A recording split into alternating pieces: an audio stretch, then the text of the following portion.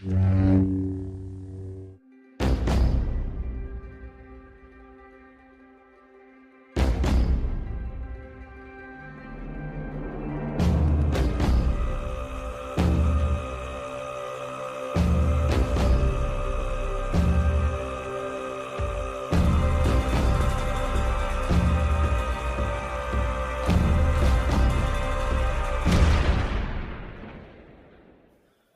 and welcome back to the Most Dangerous Podcast. My name is James. I'm here with my good friend Fraser, and what we're gonna do this week. Well, it's my week, so you'll soon find out. How you do? Yeah. How you do, Fraser? I'm good, thanks, James. Yeah, good, thanks. How are you? I'm rough. I'm really rough. So I Yeah. went out. Yeah, I've had like a really awful hangover all day. I had to work as well, which is bad. Got it. But I was working from home, so I think I slept for about 4 hours or something in my chair. I can picture, The Simpsons, where he has that little bird that just taps the keyboard every few seconds. Yeah, it was a bit like that today. Yeah, Yeah. Drinking whiskey and all sorts last night. Stupid God. on a school night. I went out to watch the Alien film. Have you seen it? Yeah, well, it's my birthday on Sunday, and my good lady wife treated me to take me to see it on Wednesday night. So I saw it the night before you. Oh, did you? It's good, isn't it? I liked it. I really liked it. Really enjoyed it, yeah. I've read quite a lot of... I'm well into the Alien films, and I'd read quite a lot of positive reviews about it, and they were just... The reviews that were bad, I think, were just people trying to pick fucking holes in it. And I always think sometimes, particularly in a film franchise, a film series, sometimes you've got to try and not look for all the connections between them and stuff like that and look too deep into it. I just sat and enjoyed it as a film. Yeah, I enjoyed it. I guess so. I mean, it's not perfect, but and I suppose some of the... I mean, Alien's a masterpiece. Aliens is great. 3's all right. I think it gets some bad press. I don't think it's as bad as people say. Yeah. And then it kind of sort of went downhill from there. So I don't think it was a very high bar to make it a really good Alien film because there have been so many duds. Like I say, it's not perfect by any stretch, but it's a very, very good film. It's definitely in the sort of Aliens bracket, I'd say, in terms of quality. There were some real blatant nods to like the first couple of films where they had the guy that looks like Ash from the first film. It's to say, it was CGI, wasn't it? I don't know if the actor's still alive, but he's 93, I think. I read. Is he? Yeah. I mean, it was good. That's good. I think the CGI wasn't done that well. It looked a bit kind of crap. But I mean, that's just minor things. It's a really good film. There's a bit where the guy shouts to the alien, "Stay away from her, you bitch," and that's from right. Ripley and Newt. Yeah, but think about the timeline. So Alien, this one's in between Alien and Aliens. Yeah. So he said it before Ripley said it.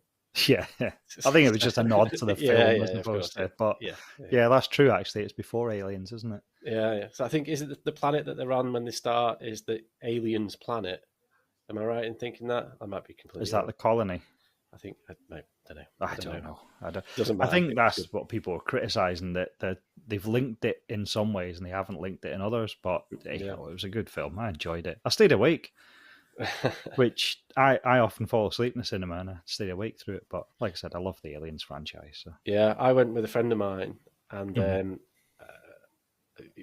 said to him, because let's get some beers, shall we? Because there's a bar in our... Yeah, I know. I'm drinking a beer tonight to try and take the edge off. That was the beginning of the slippery slope. Oh, yeah. So there's a bar in the cinema that I regularly go to. So we thought, we'll just get a drink there, a pint, and then we'll have that, and then we'll go and watch it. So we got there. The bar was closed because they were short-staffed, apparently. We were kind of like, we'll just help ourselves, it'll be fine. So we didn't. So we had to get bottles from the kiosk. And it was £20 for 4 bottles of Sandy Girl. It's like, I was like, fucking hell. But then I'd already said to my mate, it's all right, I'll get these. Don't worry about it. And then I paid. I was like, shit, oh no. And then we went to like a bar afterwards, and it was like a Wetherspoons, and they were doing some kind of like offer or some sort of scheme where like you don't pay tax on the beer or something. It was like to try and get punters in. It was not the full tax. It was like 7.5% tax wasn't payable or something like that. And because I bought the beers in the cinema, my mate was like, "Oh, don't worry, I'll get these. It's fine." Yeah. So he got like 2 pints or something. It was like £3.50. Jesus. Yeah, I'll have another one, please, mate. So I didn't enjoy that part of it. Daylight robbery. That takes me to the first time I went to Amsterdam with Rich. I was a Jack Daniels and Coke drinker, and we went to a bar in Dam Square, like a posh bar. Mm-hmm. And he was like, "Oh, I'll get the first round," and he got a pint, which you don't really drink in Amsterdam. You drink little beers, little glasses of beer normally. Yeah, it's like litres, isn't it? Litres. Yeah. So he got a pint. He says, "What do you want?" I said, "I'll get a Jack Daniels and Coke." And he said to me, it's first drink, we're just here. Do you want a large one? I said, yeah, I'll have a large one. It was like 23 fucking euros or something for this pint and the Jack and Coke. After that, it was a small glass of Heineken each, which worked out about €4 for the two of them. He's like, I'm not doing fucking rounds if you're drinking that. Sorry. Excellent. Yeah, so enjoyed the film. Had a good night out as well. Paid for it today. So that's been I haven't really done much apart from that this week. That's my fear about drinking. You know, when we've talked about it before, that I don't drink. It's not that I don't drink for the night time. I don't think I could handle the next day. Oh mate, I've just like I've no productivity today at all. Yeah. I got off. I sat at my computer. I'm working from home now on Fridays and Thursdays, which is great. Which means I can get away with it. I wouldn't have gone in, I don't think, if I had to go in. So I sat here and I was just nodding, dozing, and trying to just deal with emails. For my lunch, I had a nap. So I went upstairs and sort of set my alarm an hour later and just had a sleep. Yeah. And it was only around about sort of 3-ish that I thought, shit, I better do something to make it at least look like I've done something. Yeah. So for the final 2 hours of the day, I kind of sort of did some actual work. But yeah, it's an absolute kill. I'm getting too old for it. Yeah. Well, being a father of 5 children with dogs and my own business and stuff, I have discovered the most wonderful thing in the world, and it is the 10-minute nap. And it's amazing. You can say, right, I don't have to pick her up from school for 15 minutes. And I've got a constant timer on my phone. I just press this button, 10-minute timer, and have this 10-minute nap. Just have a little snooze. Yeah. Like I never used to be able to do it. My dad was wonderful at it. My dad could just nap for 3 minutes. Yeah, I do that. It's a sign of our age, I suppose. I know. But I've had a busy week. I've had quite a productive week work-wise. That's been good. But I've had a couple of things that have pissed me off this week. So if we've got a couple of minutes, I'd like to rant about them, James. Yeah, go for it. So you know how we're like stupid with animals. At one point, we had about 14 pets. Yeah. And we decided I've wanted another dog for a long time because I don't think the dog that we've got fills the hole that I lost when I lost my little dog, because he's a big, soulless, big beast. Lovely big dog. Soulless. Oh, he is. Yeah.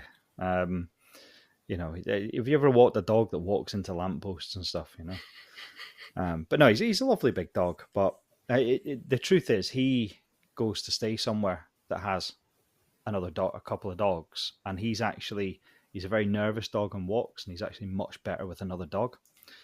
And we think he wants a companion. So that's your excuse anyway. Yes, my excuse.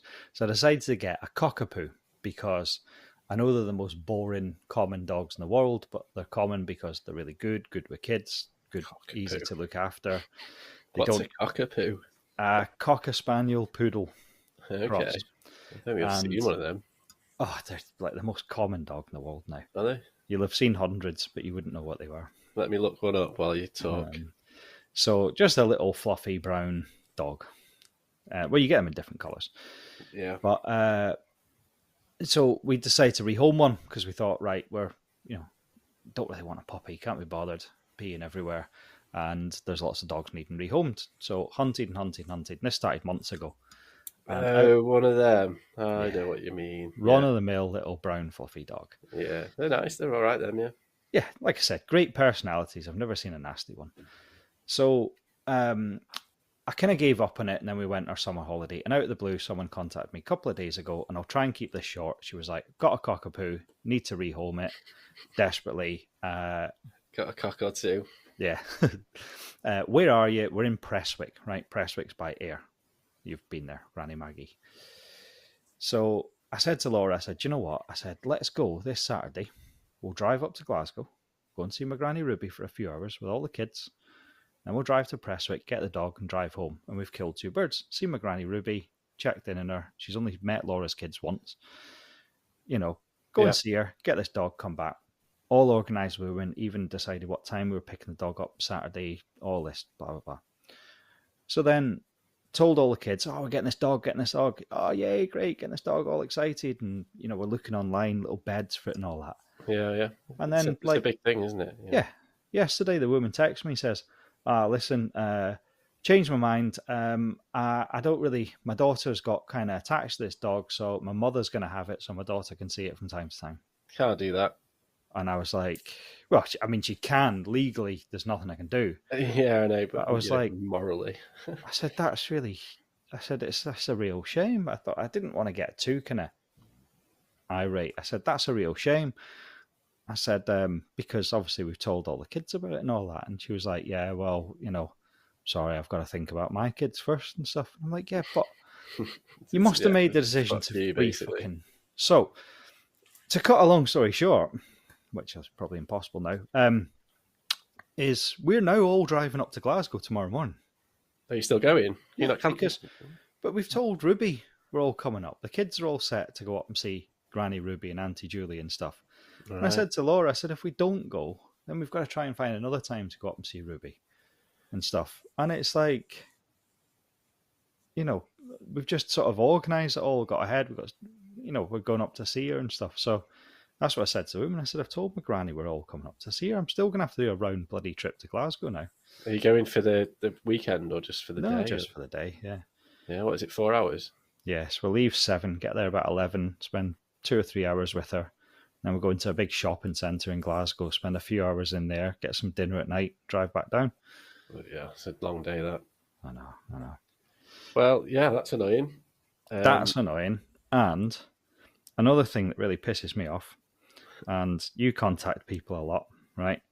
I've had this woman been messaging me about shutters all week, right? I counted it, 32 text messages. Every time I sign my text message off Fraser, Fraser, and every time she replies, she says, thanks, Fraser, Frazier. He's just bin her off. I'm going to start putting my name in capitals at the end.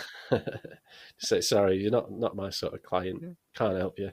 It's almost like she said, I see you spell your name like that, but I spell your name like this, so I'm going to continue doing it like this. She just can't be asked. No. She's just gone, this is how I do it. This is, this is your name now. So probably she's just done. Just not asked this. So it's just people, isn't it? It's just people being people, basically. I think we're at that age now where we kind of we expect it. Just general people are arseholes, aren't they? Yeah. I mean, sometimes I'll get, I'll put an H on the end of Sarah or Sarah and stuff, and I'll try and be conscious when I'm trying to sell something, someone that'll spell their name right. But people get really, I mean, you've been quite sort of sensible about it, but people do get really wound up about stuff like that. Like I've had people in the past where I've called them like Mrs. instead of Miss, and then they've like really made a big deal out of it, going, it's not Missy, it's not Miss, it's Mrs. blah blah blah. Yeah. I even I don't know if this can go in, to be honest, but I even had like what's like a gender neutral person. Oh yeah.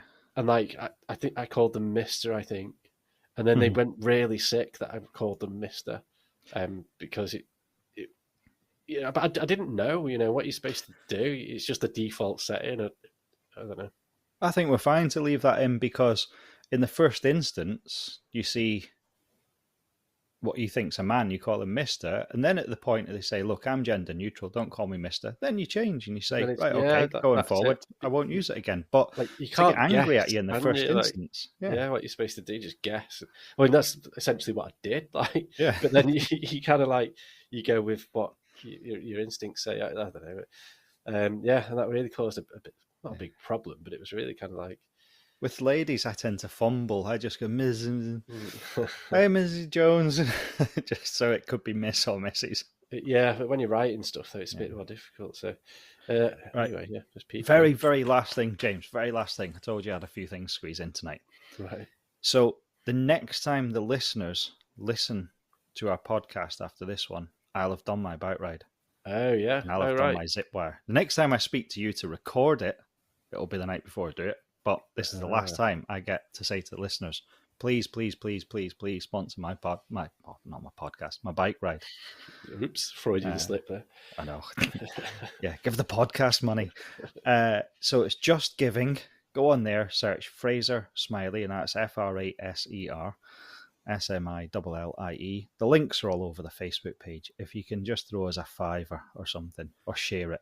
That's it. It's like the cost of a coffee, isn't it? Like, you might as well don't have a coffee that day and just throw it into some charity. That's it. Might as well.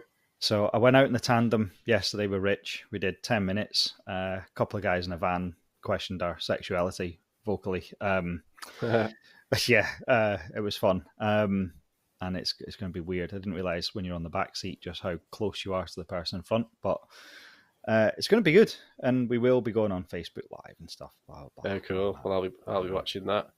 It's a long way. It is. So I don't envy you. It is. But that's it. That's all I'm saying. Not going to say any more. But please, if you can, just throw us a couple of quid. So it's Just Giving. Just Giving, Fraser Smiley. You can find it under the Most Dangerous podcast as well, but for some reason, Fraser Smiley, it comes up number 1 on Just Giving. Right. Do that, people. Yeah, but the links are all over our Facebook page. So, okay. Cool. All right. Okay. So, James, that was enough of my ranting about things and plugging the charity and all the usual sort of stuff. But this week, we're on episode 2 of Leaders of People. And we had some quite good feedback from last week. People seemed to enjoy it. It was a good episode, but I know who you're doing tonight, and I can't wait for this. Yeah, so did we? I didn't check, actually, because Spotify's got comments on it now, isn't it? You can comment on certain things. We didn't get any comments or anything, did we? I don't know. I've not looked on Spotify. I just mean on like Facebook. Yeah, there's a few people put, brilliant episode and enjoyed it and stuff like that, which we don't normally get. Don't usually get, no. Okay, well, I'm going to confess I've cheated a little bit this week. Mm-hmm. Earlier in the week, I did send you an article, a news article about a chap called James Earl Jones. Yes. Now, if you read that article, which I'm sure you did, and you probably saw it on the news, you'll know that James Earl Jones was the voice of the chap I'm going to speak about tonight. Mufasa? Which is... Mufasa, no. It's Darth Vader. When you pulled out Dangerous Leaders of People, you didn't specify that it had to be a real person. No, and I'm quite happy that you've made this choice. Yeah, I was thinking about this though, because the people who listen to this are probably going to be into Star Wars, and if you're into Star Wars, you probably already know the story of Darth Vader. But nevertheless, I mean, if you watch the films, it's kind of all over the place. So I'm going to condense it into sort of a straightforward timeline of events into his life and his downfall and all the rest of it. Now, just going on to James Earl Jones. Now, I've got sort of tabs open everywhere, so I'm going to be jumping all over the place for this. So just bear with me. Have you ever looked at his Wikipedia page? No. Now, this guy, I mean, I didn't know that much about him. I knew he did the voice of Vader. But it's one of those Wikipedia pages where you open it and it's just absolutely jam-packed with sort of everything. Yeah. It's just a massive page. Now, he is a Hollywood legend. He's one of the few performers to achieve the EGOT. Have you ever heard of an EGOT? I've heard of it. Isn't it when you've got all 4 of the awards or something? That's it. So it's an Emmy, Grammy, Oscar, and a Tony Award. That's it. Yeah. So he won all of those. He was active from 1953 to 2021. Wow. So that's like 70 years in the business. His Oscar was honorary, so there's some debate there whether he's actually got an EGOT, or, but we don't like to talk about that. He was in, like you said, he was the voice of Mufasa in The Lion King. He was in all sorts. I think it was a bit before our time, to be honest. He's an older chap. He was 93 when he died. He was in Field of Dreams, Coming to America. Coming to America, that's where I remember him. He's the king, isn't he? That that's comes right. to get his son. Yeah, Conan the Barbarian, loads and loads and loads of stuff. I recommend, if you've got time, have a look at his Wikipedia page, because it's awesome. He's done so much stuff. So James Earl Jones was actually just the voice of Darth Vader. Was he? It was indeed, yeah. So it's the voice that you hear. The guy who actually played him, the person that you see on screen, is a chap called David Prowse. Now, he was from Bristol in the UK, and Carrie Fisher, who played Princess Leia in the films, said that they used to refer to him on set as Darth Farmer because of his accent. Wow. And Carrie Fisher as well. She's awesome. You should read up on her. She's like really cool, like sort of like proper rock and roll sort of actress, drugs and sex and stuff. It's a really interesting character. So James Earl Jones did the voice. David Prowse did the actual physical guy that you see on screen. And then there was a third guy called Sebastian Shaw, who at the end of Return of the Jedi, when Darth Vader takes his mask off, it's his face that you see. So there's actually 3 different people. Mental. I think David Prowse actually fell out a little bit with Lucasfilm because he didn't get much credit for just sort of stomping around in this suit, and he didn't even get to see his face in the film. I think he did the circuits, the sort of expo things and things like that. But I think eventually he was just kind of like, it's a bit unfair because I don't get much credit there. Sorry, you were going to say? Yeah, I was just going to say we went to a Comic-Con thing. I took just Teddy and Murray, just the three boys together, and we were just in the precinct in Chester. It was dead interesting. They had people dressed up as Mario, Sonic, and all that. You could take your pictures, and there was a guy that was one of the stormtroopers from the original 3 films. An old guy just sat at a table wanting 25 quid just to get a picture taken with him. And 35 quid to get like a signed, like a photocopy. It wasn't even a nice glossy picture. It was like a fucking photocopy. And the whole time we were there, I didn't see anyone go near him. Oh, well, that's because it's extortionate. That's why. It is. I mean, what did he sign it as? A stormtrooper. Yeah, that's the thing. Like, he could have been anyone, couldn't he? I could say I was one of the stormtroopers. Yeah, and just charge people 25 quid. Mental. Yeah. David Prowse, he did actually record the voice whilst filming, but then George Lucas, when it came to sort of editing, he was like, oh no, this guy's voice isn't quite right. So then they got James Earl Jones to come in and do the voiceover. Yes, I think he was a bit pissed off. So, so because of that news that James Earl Jones sadly passed away in the week, I decided to do the story of Darth Vader.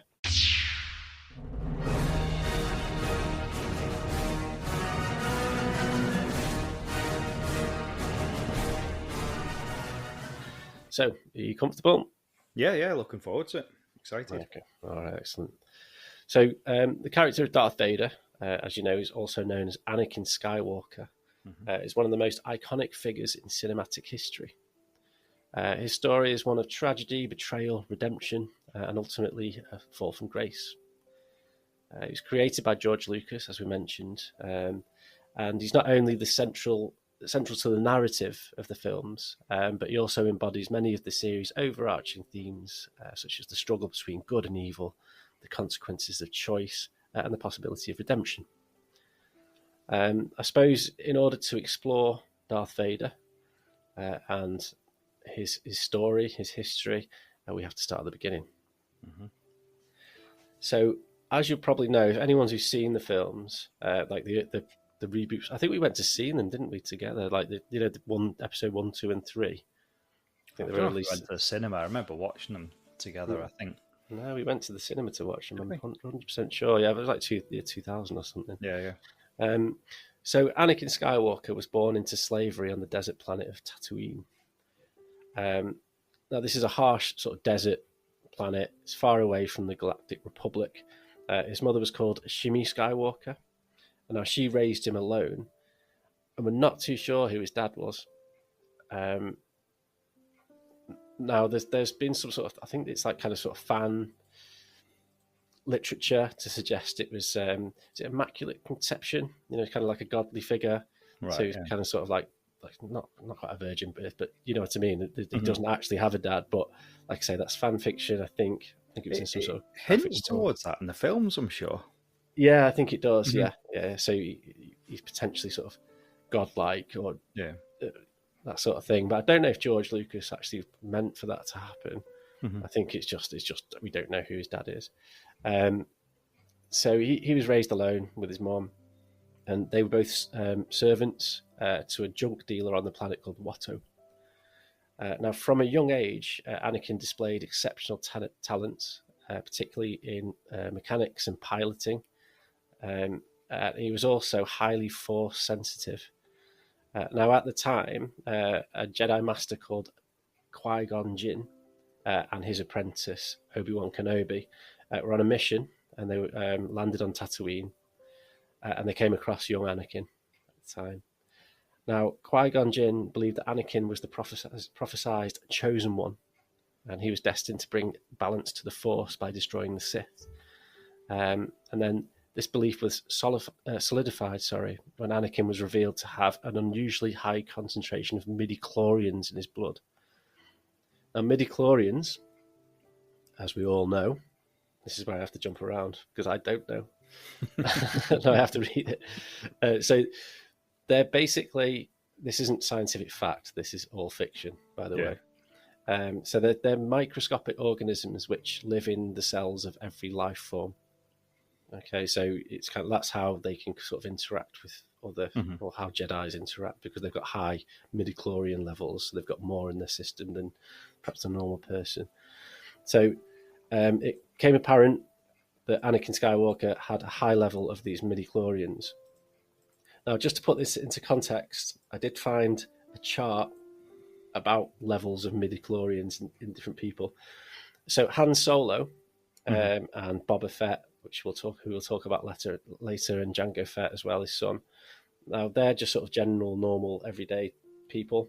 Yeah. They have a midi-chlorian count of 1,500.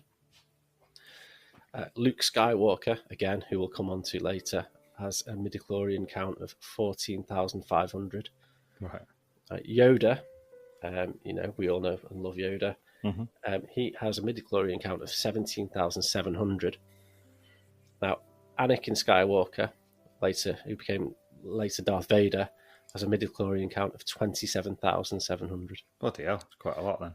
It's the highest of all the sort of characters within the Star Wars universe. So he's got a huge, huge level of midi-chlorian in his system. So Qui-Gon Jinn freed Anakin from slavery. If you remember from the films, I think they were on a pod race, didn't they? And he brought him back to the Jedi Council in Coruscant. That's how you say it. I'm going to get murdered. If I get anything wrong, like, and Star Wars fans are listening, I'm going to get absolutely slaughtered. And he went to the council and said, look, I want to train this guy up, or this kid up. He's, I believe he's the prophet, the chosen one. He's going to restore orders to the Force. Now, the Jedi Council, particularly the head of the council, Master Yoda, was he the head? I don't know. He was in the council. I'm very nervous because, like I say, if I get anything wrong, everyone's going to... So, Master Yoda, he was hesitant to allow Anakin to be trained because they sensed that he had a lot of fear in him. It was a lot of instability. His emotions could perhaps lead him down a dark path. However, Qui-Gon Jinn kind of just went, well. And I mean, the other thing is as well, he was training Obi-Wan, so Obi-Wan Kenobi was his apprentice. So they're kind of like, well, you've already got an apprentice. This guy is a bit unstable. He's 9 at the time, so he might be a bit too old to start training as a Jedi. Perhaps just leave it. Qui-Gon Jinn sort of went, no, I'll train Obi-Wan as a Jedi, and I'll just have this kid as my sort of side project. I'll do it anyway. Now, Qui-Gon Jinn sadly died at the hands of Darth Maul. And Obi-Wan Kenobi sort of took over his place as a Jedi Master. Now, what Qui-Gon Jinn's, as his apprentice, he wanted to carry out his final wish, which was to train Anakin Skywalker as a Jedi. Now, Anakin's training as a Jedi was marked by his extraordinary abilities and also his struggles with his personal attachments and emotional volatility. He formed close relationships, particularly with Padme Amidala, the former Queen and then Senator of Naboo, and also with his master Obi-Wan Kenobi. Now, I don't know if you remember from the films. So he separated from his mother, and he was taken to the Jedi Council. They sort of didn't really want to train him, but they ended up training him anyway. And then at some point, he goes back to sort of free his mother from slavery. Mm-hmm. Now, by the time he gets back, his mother had been sold from the original slave master to work on a farm. Mm-hmm. And that farm had recently been raided by, I don't know, sort of raiders within the area. I can't remember what they were called. And I think she ends up dying in his arms, I think. Yeah, I think so, yeah. If I remember correctly. I mean, he gets there sort of just too late. Mm-hmm. And because of that, he was haunted with sort of dreams and nightmares of his mother's death. And he was deeply affected by it, naturally. And this led the Jedi Council to be sort of cautious and a bit distant of his training, because they could see that there was, he wasn't as disciplined as perhaps some of the other Jedis. Okay, so gradually Obi-Wan Kenobi is training up Anakin to become a Jedi, and then along come the Clone Wars. Mm-hmm. Now, the Clone Wars, they engulf the galaxy. They're basically a conflict between the Republic and some separatists. Obviously, with all wars, they want different things. I'm not going to go into it. If you want to look into that, be my guest. Now, Anakin emerged as one of the Republic's most formidable warriors. He became a general in the Grand Army, and he earned the admiration of his fellow soldiers and peers. And at this point, Anakin grows an even closer friendship with Obi-Wan Kenobi, who's also a general. They're sort of fighting for their own cause, both for the same cause. They're really close, and it's the master and the apprentice type relationship. He's also growing close to Padme, and during the war, he actually secretly marries her. Mm-hmm. And he's growing this sort of increasing dissatisfaction with the Jedi Council's leadership. So Anakin, he's a man of action. He wants things done. If he thinks he's like, right, just get it done, let's do it. But the Jedi Council are more cautious. So he's growing frustrated with them. And he also starts to believe that the Council is actually holding him back from his true potential. And obviously the relationship with Padme, he begins to start questioning their sort of strict moral and ethical guidelines that Jedis have to follow. Now, if you remember from the film, the first one particularly, I think he's 9 and she's 5 years older. So 14 or what have you. That's what it's supposed to be anyway. Yeah. But if you remember from the film, he looks like about 6 and she looks about 25. She's like a grown-up, isn't she? Yeah. I mean, I'm not sure about the casting there, but I suppose kids, particularly boys, it's really weird how they kind of grow up. They kind of just sort of grow up overnight. So I suppose it's possible. But yeah, there's a 5-year difference between the two of them, her being the older one. So they're married. They get married in secret, and then there's obviously this sort of growing discontent with Anakin about the Jedi Council. So Anakin's fall to the dark side was catalyzed by a series of, I'd say, visions. So he started having visions about his mum, like we discussed. He was having dreams about her, and he started having visions about Padme's death. Actually, and he'd have these visions about her dying in childbirth. And he started obsessing with this, and him being so powerful, he wanted to try and find a way to prevent this from happening. He believed that it was going to happen. He believed that these prophecies were true, and he wanted to find a way of stopping it. However, he feared that the Jedi Council and the Jedi's limitations, I suppose, as what they were ordered to do, would stop him, prevent him from acquiring the power necessary to save her. I'm sure the Jedi's actually say to him, if that is her fate, then so be it.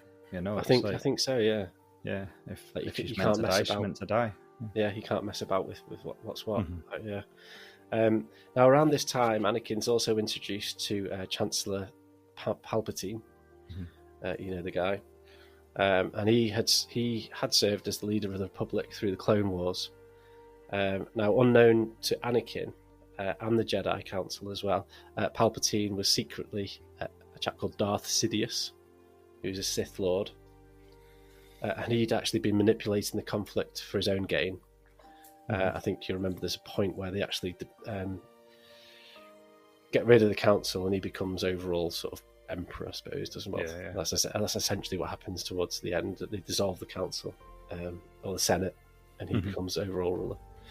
Now, Palpatine preyed upon Anakin's fears and doubts, and he promised him the power to save Padme, but only if he embraced the dark side of the Force. Now, just to sort of go back a step, so a Sith Lord, which I'm sure everyone knows who's listening to this, it's basically a Jedi who's gone to the dark side.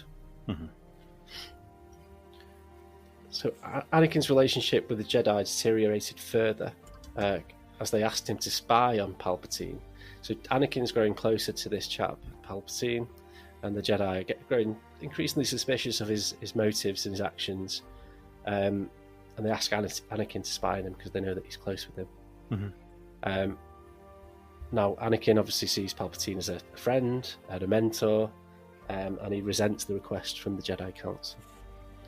Palpatine, on the other hand, however, continues to manipulate Anakin, and then he reveals his true identity as Darth Sidious, and he offers him to teach him the secrets of the dark side. All right. So, torn between the loyalty to the Jedi and his desperate desire to save Padme, Anakin ultimately chooses the dark side. He pledges himself to Darth Sidious, and becomes his Sith apprentice, and he takes the name Darth Vader. Now, just going back to the Clone Wars, which we spoke about a few moments ago, the Clone Wars the Republic built up a secret army of clones, and they were based on a chap called Jango Fett. So the clones were all in the image of Jango Fett, and Palpatine ordered the creation of this secret clone army, which was revealed before the Clone Wars, and they assisted with the Clone Wars and helped the Republic to win, or make massive gains at least. Now, Jango Fett was the father of Boba Fett. I love this lore. It's kind of cool. This universe that's been created. Boba Fett is kind of like a bit of a cult hero. You see him in Return of the Jedi. He falls into that. He's at what's his face? So hungover. Jabba. So, Boba Fett is at Jabba. A big plant, doesn't he? It's like a big sort of worm thing in the sand, isn't it? He sort of falls in. So he's a cult hero. So that's Boba Fett's Jango's son. So essentially, at this stage in the history, all stormtroopers look like Jango Fett. Now, I was thinking about this because if you remember in The Force Awakens, which is one of the recent ones, like one of the main characters there, what's his name again now?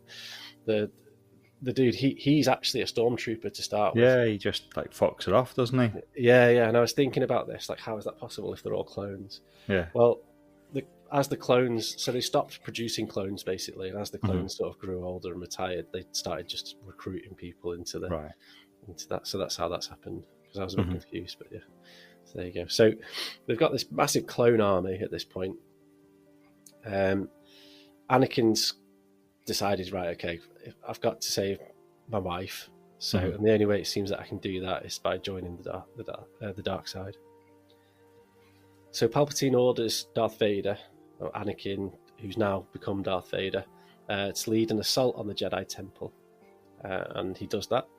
And he wanders in and he slaughters Jedi Masters, children, anyone he comes across, basically. Palpatine also orders something called Order 66. And what Order 66 is that when they created these clones, they put kind of like a chip in their brain or something like that.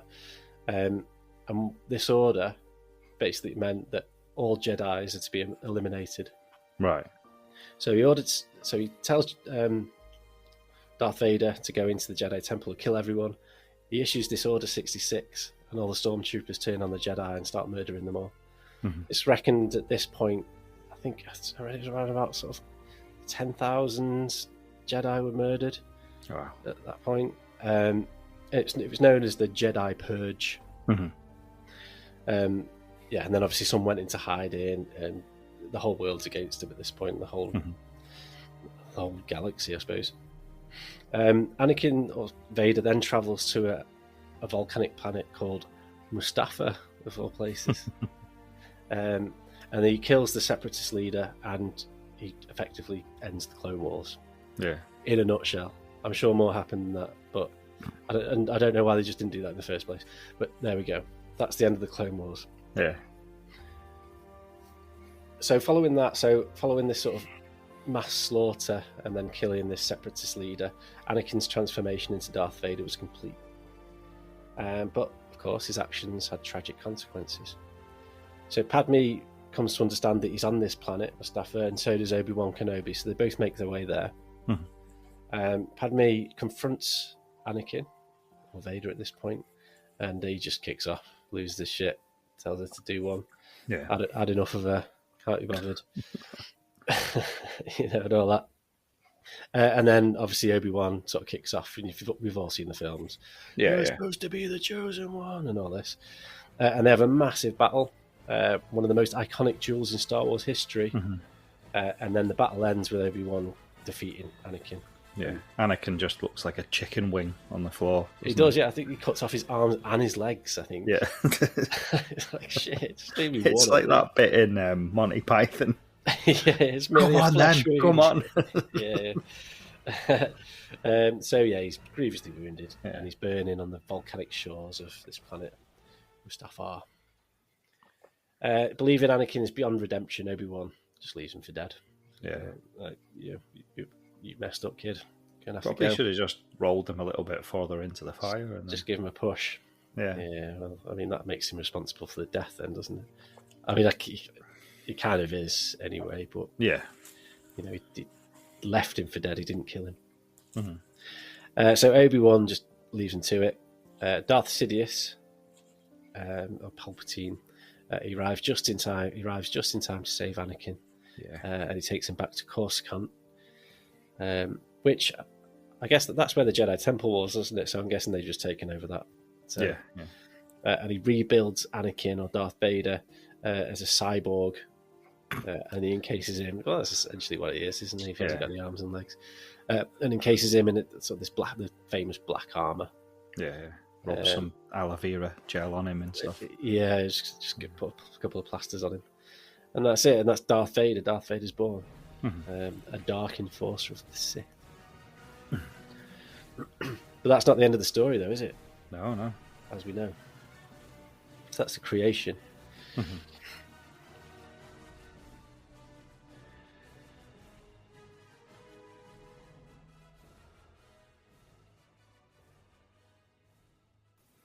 Right, okay. So that's the creation of Darth Vader, but as we know, that's not the end of the story. No. So with the Jedi Order destroyed and the Republic transformed into the Galactic Empire, Darth Vader becomes the second most powerful figure in the galaxy, serving as the Emperor's right-hand enforcer. His role during this period was to hunt down the remaining Jedi who had survived the Purge and eliminating any threats to the Emperor's rule. His power in the dark side of the Force grew, but his existence was only one of pain. Both physical and emotional. He was haunted by his choices and the loss of Padme, which we'll talk about in a moment, and his betrayal to the Jedi. Vader's life as a Sith Lord was one of suppression and obedience to the Emperor. He ruled through fear and violence, leading to numerous campaigns to enforce Imperial control over the galaxy.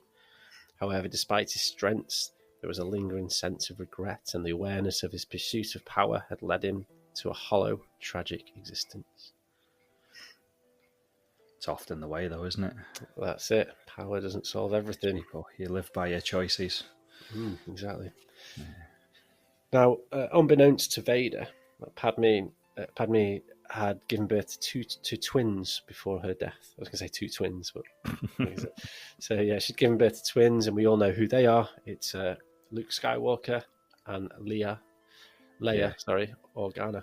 You ever seen more of an afterthought at the end of a fucking film? When it comes to like the end of the third film, it's like it's all done. And it just goes to this scene, and she's like screams for like 3 seconds, biff, Luke.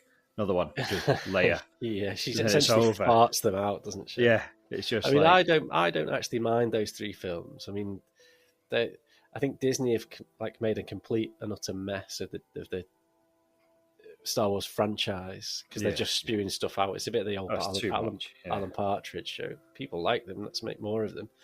But the 3 films, they did get panned, I think, when they were released, and they could have been better. And I know that scene isn't there where he kind of goes, "No," just like ridiculous. Like she farts out to your kids, and he goes, "No." Yeah. But I mean, like the stories there, I think they're okay. I think they're all right. The first one gets the most caning, and I actually think the problem is it's right at the start. So how do you make that film dark? People were saying it was too comical and stuff, but it doesn't start to get dark until the end of that film. The second one, the Attack of the Clones? The second that's it. Yeah, that's the Clone Wars. Yeah, I found that 2/3 too long. It's a long one. I just find that there's a lot of that where I'm like, it's a lot of talking. This is dull. The third one I think is fucking brilliant. Yeah, it's cool. It's just that bit. So I mean, you've seen it, and she dies basically in childbirth, as he predicted, or as his vision predicted. The children, Luke and Leia, they were hidden from him for obvious reasons. If it's not obvious, then it's because they would have killed them if they knew they existed. Yeah. Because potentially they were Jedis, or they had the potential to be Jedis. Luke was raised on Tatooine by Anakin's stepbrother, a chap called Owen Lars. And Leia was adopted by Bail Organa, and he was a senator for Alderaan. Yeah. I mean, Leia got the better deal, didn't she? She did. So she becomes a princess, and he becomes a farmer. It's like, come on. Hang on a minute. So the Empire tightened its grip on the galaxy, but a rebel alliance began to rise in opposition. Naturally, when people are suppressed, I suppose they kind of look to ways of dealing with that suppression. Vader, always focused on eradicating any threat to the Empire, became obsessed with finding the rebel leaders and crushing the rebellion. Now, during this period, he learned that the Force-sensitive pilot who destroyed the Empire's superweapon, the Death Star, was in fact his son, Luke Skywalker. I mean, this is a whistle-stop tour, by the way.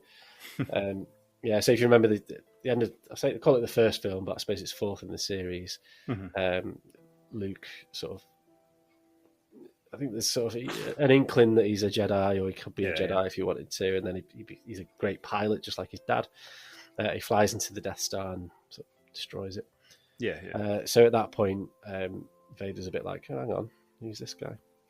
That's the bit in the film where you question why build something like that and make a weak point. I Where's its weak point? There's its weak point. I always give the episode 4. So this is the one from give it the benefit of the doubt, because I suppose they made it not knowing it was going to be super successful. They have no idea, did they? Yeah, so you kind of make a film, and if it's any good, then they kind of go, "Oh shit, we've got to do a sequel now." Yeah. I think that if it wasn't that successful, that would have just been it, which kind of works. So on this discovery, Vader sort of started wanted to rekindle some sort of a connection with Luke, and then it sort of started. So a little bit of Anakin came out, it was there very deep inside of himself, because he's been this sort of Sith Lord for so long. He suppressed his emotions.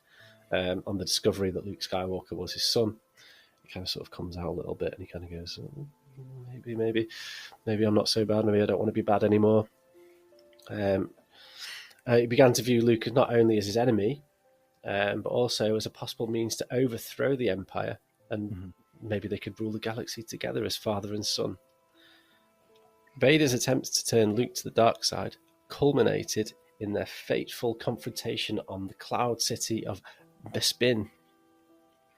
So during this encounter, everyone knows it, Vader revealed his true identity to Luke and famously declared, "I am your father." This revelation shook Luke to his core, but he refused to join Vader, choosing instead to escape and continue his training as a Jedi under Master Yoda. So, The Empire Strikes Back, which is what this is talking about, it's my favourite one. It's the best one. Good. Because at the end of it, everything's just screwed. Like, you know, Han Solo's been captured, Leia's been captured, Luke just finds out that his dad's the mass murderer, Darth Vader, you know, and they're all disbanded and nobody knows what to do. It's an absolute classic. It's brilliant. There's that bit where Luke asks Yoda so many questions, he just dies. Yeah, seeing that meme, like yeah. It's like until I had kids, I didn't realise. But I think that the father and son dynamic sort of adds a new layer to Vader's character, because there's kind of a hint of like redemption. I think like when he throws that line out, I don't think it's like, "I'm your dad, I'm going to kill you." It's kind of like, "Look, I'm your dad. Like, you know, let's do something. You know, I'm sorry I missed all those kick-arounds in the park, but now I'm here. Like, let's go and have an ice cream and have a chat about this." Yeah. Still like one of the biggest kept secrets in cinema history or something. It's still like one of the biggest like shocks in the cinema when he announces that. Yeah. No, I expect because the first three weren't out until 20 odd years later, so no one really sort of understood the history or what have you. But also, you think that came out? I think the first one was 1977, so Return of the Jedi was 1979, was it? Something like that, yeah. So there's no social media, so there's no like nowadays. You know the whole fucking plot of a film before you go and see it because it's everywhere. Whereas like it wouldn't. The first week or so that people go in the cinema to see that, a lot of them wouldn't have known he was going to announce that he was his father. Yeah. It's an iconic moment, isn't it? Yeah. Iconic cinematic moment. And Luke as well. So despite the horrors that Vader had committed, Luke at this time apparently believed that there was still good in him, and that he could be redeemed. That Anakin Skywalker could be redeemed from the dark side. You know, so there's feelings on both sides there. So, you know, it's not the end of it doesn't just immediately dismiss him as a bad guy. Yeah. Now, the final acts of Vader's life play out during the events of the film Return of the Jedi. Now, Luke comes back as now he's a fully fledged Jedi Knight. I mean, I think he is, isn't he? Yoda dies, so he hasn't got a choice. So he's kind of like, I have to be a Jedi Knight. Luke becomes a Jedi like people pass their exams in COVID. It was like it's like by default type thing. Yeah, there's like no one there to really test him or anything. It's just there's your you can light up sword. You're all right. Yeah. So he goes and confronts Vader and the Emperor aboard the second Death Star that they're building. If you remember, he blew up the first one, so he goes onto the second one, and then there's a huge cinematic duel. And Luke actually defeats Darth Vader, his dad, but he refuses to kill him. And he also rejects the Emperor's temptations for him to embrace the dark side. This is Luke. Now, in this moment, Darth Vader's forced with a choice. Now, he can either let the Emperor kill Luke, his son, or he can betray the Emperor and save Luke. So in a final act of redemption, Anakin Skywalker, he re-emerges, rejects Darth Vader's legacy, and throws the Emperor into a reactor shaft. And he sacrifices his own life at the same time to save his son. And you remember that he's kind of because there's all loads of lightning, isn't there, flying around? And he picks him up and throws him down that shaft. And then Anakin's final moments were spent when he reconciles with Luke. He takes off his helmet as a chat. He acknowledges his past sins, and he also expresses his pride in his son's accomplishments. As Luke then takes his body to the forest moon of Endor, where Luke gives him a proper Jedi funeral. It basically cremates him. And then in the afterlife, I think it's the very end of that film, you see Anakin's spirit alongside Obi-Wan and Yoda, suggesting that Darth Vader had been redeemed into the Force. So I've got a bone to pick with that. Go on then. Right, so you talk about redemption, he's been redeemed back into the Force and everything. And it's, like, oh, I've done this bad stuff, but I'm really sorry. And Luke's like, yeah, you're my dad. It's, fine. And we'll give you this Jedi funeral and everything. And I was watching it a couple of weeks ago. I keep trying to get Murray into it. I've got Murray this like leather jacket that's like the Rebel jacket. And I bought it like secondhand and vintage. And it's obviously cost someone a lot of money. But trying to get Murray in Star Wars because, he's autistic, bit nerdy. Thought, Star Wars, that'll be him. He'll be into that. But I was watching it and I've always thought about, oh yeah, I mean, Anakin, he turned good again in the end and everything. But there's a bit in Episode 4, the first film that came out, where on the Death Star, he, in front of Leia, blows up her home planet. Yeah. Now, That's hard to come back from that, I think. Well, that's it. I've read about that, and they reckon that the planet had 2 billion people on it. Yeah. Men, women, children, people giving birth at the point where it was blown up, animals, all sorts. And I thought, I mean, that's probably the most awful thing anyone's ever done in cinema history, to kill 2 billion people with one bullet. In the history of humankind, I suppose. Anything, yeah. I mean, like... You don't come back from that by going, sorry. That's worse than like Schindler's List. It's like, and I thought, where's your redemption there? Now, the reason for the redemption is because he fulfilled the prophecy. Right.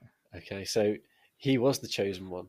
Mm-hmm. He did bring balance to the Force because he destroyed the Sith in the end. Yeah. I get what you're saying. He did kill like over 2 billion people because he's killed other people as well. I'm sure that wasn't the only planet they blew up. I'm sure there was a mention of like planets disappearing. Yeah, he's killed a lot of people. Point. Yeah. Like, where's the fucking redemption there? Like, that's an awful thing to do, really. On the wrist. Naughty. Yeah. Never mind. We'll get over 2 billion people. yeah, that's some going there. But anyway, it's not real. I know. Don't worry too much about it. So that's pretty much it. That's the life and times of Anakin Skywalker and Darth, who subsequently became Darth Vader. Fantastic. It was I know I was cheating. But it is my choice for, what did we say, most dangerous leaders of people. Yeah. I think that was the narrative, wasn't it? I mean, I suppose, could you argue that he didn't lead people, he led aliens? Because is Luke Skywalker is he a person? Yeah, they were still people, Yeah, okay. Well, hopefully I'll get away with it. Some of them were definitely people. Yeah. So let me just do my final conclusions. Go on.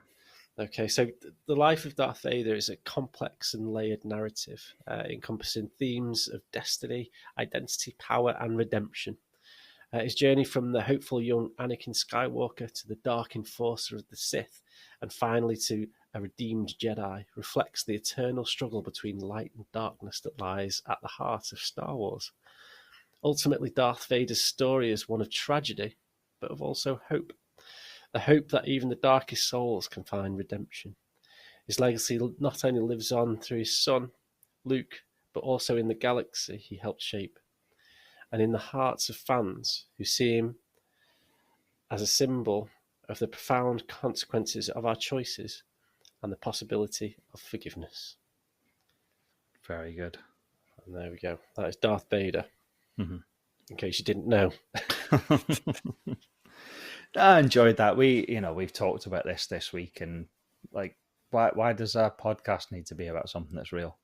Yeah, I love it. I think it's an element of like it's Shakespearean almost. So much potential with Anakin Skywalker, the chosen one. This sort of nobody knows where he came from really. He's this godlike figure potentially. He's got the world at his feet. He can do anything he wants, and it all just goes to shit. And there's just so much tragedy. He loses everything, and destroys so much and kills so many people. It was all ultimately down to fear, though. Absolutely, it's just a character arc. I think it's such a fascinating. He's just a fascinating character, really, when you break it all down. I think initially, when you're younger, when you're Murray's age or what have you, and you watch it and you think, oh, that's a Darth Vader bad person, Yeah. and that's fair enough. But if you kind of really go in and look deep into the character, he's a really complex creation. It's a great, perhaps one of the greatest potentially bad guys in cinema history, I'd say. Yeah, definitely. Everybody knows who he is. Even if you don't like Star Wars, you know who Darth Vader is. Yeah. Although I was listening to Football Phone-In, and one of the questions in the quiz they do every night was about Darth Vader, and the guy answered the question, Black Arthur. That's what he thought his name was. Yeah, right. Black Arthur. So he knew who he was, just thought his name was Black Arthur. Yeah, he pitched him in his head. Yeah. So yeah, that's Darth Vader. I hope you enjoyed it. Fantastic, I did. Feeling like crap because I had a very late night and I drank lots of whiskey yesterday. Yeah. So it's been a struggle, but take away what you will. No, I enjoyed that. It was very good. And so it's my turn next week, and I've got a very, very dark one that will change the mood of everyone, I think. So wonderful. All right. Until then, I look forward to it. As I mentioned at the start, my name's James. That guy over there is Fraser. Thank you very much for tuning in. Please don't forget to drop any comments in the comments section or look at us on Facebook and do all that, whatever. Absolutely. And sponsor my bike ride. And sponsor the bike ride, definitely. And we'll see you next week. See you then. Thanks, James. Take care. Good night.